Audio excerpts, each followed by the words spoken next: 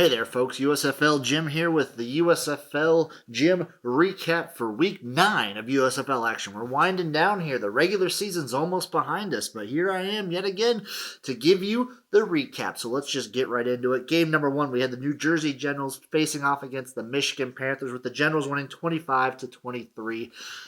We had a lot of close games this week. It was a really fun week. This is the start off to a really fun, interesting week. The bad teams were competitive. The good teams look like they're finally getting ready to rest in for playoffs. It's the final countdown is here.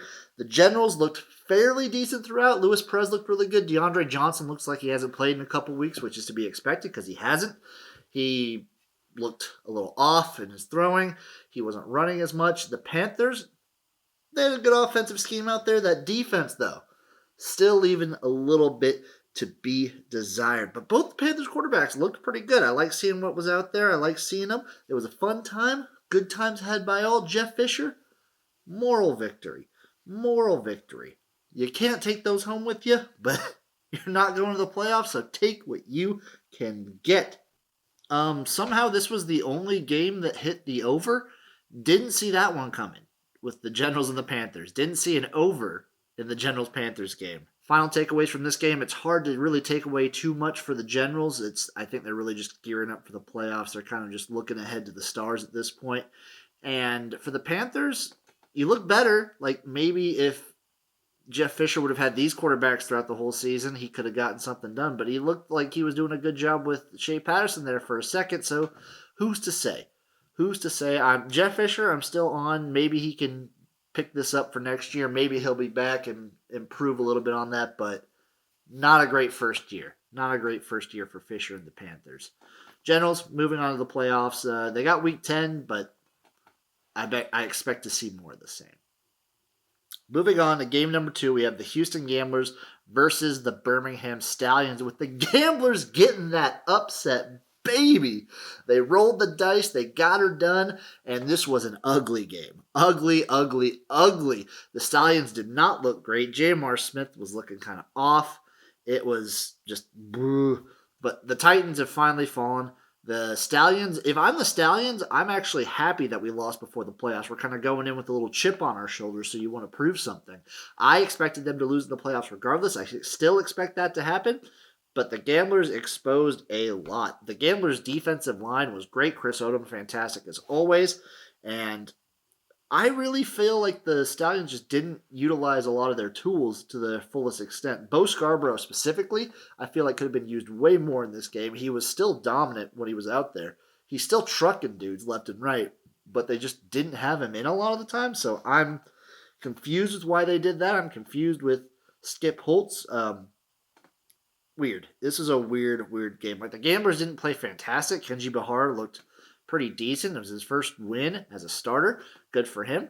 But the Stallions played just flat out bad. This was a bad game from the Stallions. And this is, when we talk about playoffs, we talk about form. We talk about, like, going into playoffs hot or cold. They're going in pretty damn cold. Like, the Stallions have been getting by on the skin of their teeth for the last couple weeks now. And maybe that's just because they've been locked in. They were the first team locked in. But I don't know. I'm pumping the brakes on the Stallions a little bit. Final takeaways from this game: good on you, Gamblers. Of course, Kevin Sumlin starts to perform when it doesn't matter anymore. Of course, that happens. But you got to be happy for Kenji Bahar. You got to be happy for the Gamblers.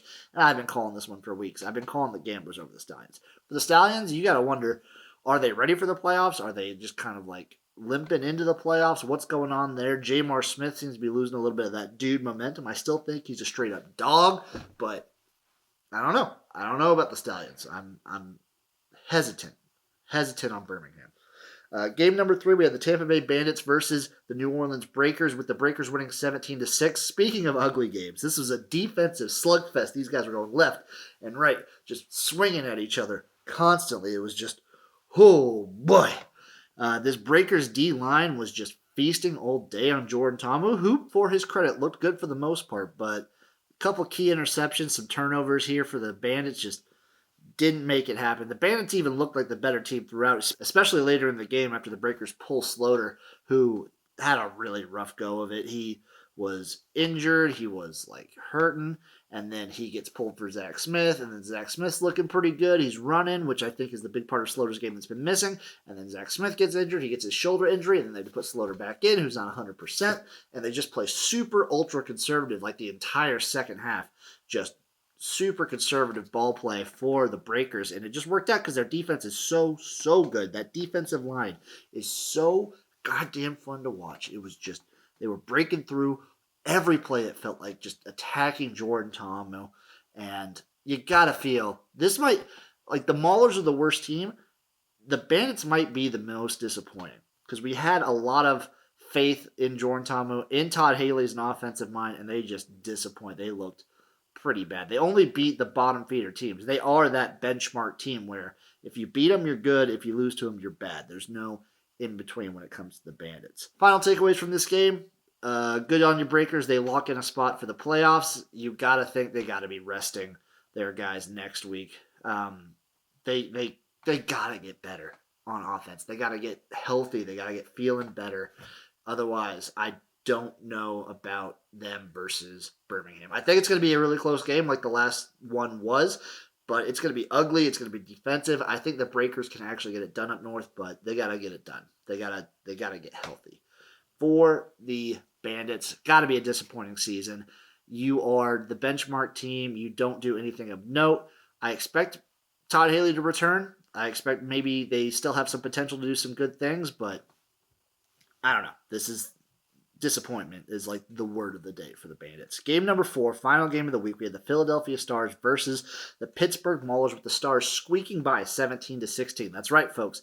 One-score game. It came down to a missed extra point by the Mullers. But to be fair, the Stars also missed some key field goals here and there. Case Cook last week was like the best quarterback in the league has ever seen, and then all of a sudden this week he looks like garbage. He was getting banged up left and right. He was looking rough. I don't know what to say about it, but he went from like a 5-star restaurant chef to like a Waffle House cook, which I'm not going to deride any Waffle House cooks, but there's a difference. You're used to getting banged up. Case Cook is not used to getting banged up here. We saw some KJ Costello. I think they want to get him some playing time just in case they need him for the playoffs. I expect to see a lot of KJ next week, but this was another ugly game. The Mullers looked pretty good for the most part, but again, just weird boneheaded decisions. At some point, Kirby Wilson's like, "Are we playing professional football? Blah, blah, blah, blah, blah." Shut the fuck up. Shut the fuck up, Kirby Wilson. You are a dumb motherfucker. Just stop. Just please stop. The Mullers get to disappoint you one last time. They covered, but of course they did not get the win because the Stars' run game and their defense. For most of this game, neither team had a really good run game going, and the defenses were looking pretty decent. And then all of a sudden, the Stars, when they need it, their running back just gets a burst, makes it happen, gets their only touchdown in the second half, and they come out and get that W. Takeaways from this game: Philadelphia Stars, get better. KJ Costello, I'm glad you got time, but the Case Cook needs to look better, and the Stars need to look better than this against the worst team in the league. That's just something that needs to happen. For the Mullers, one more disappointment. You look better. I like Vlad Lee at the quarterback position there, but just another disappointing situation for the Mullers from a disappointing coach. Kirby Wilson, biggest coaching disappointment.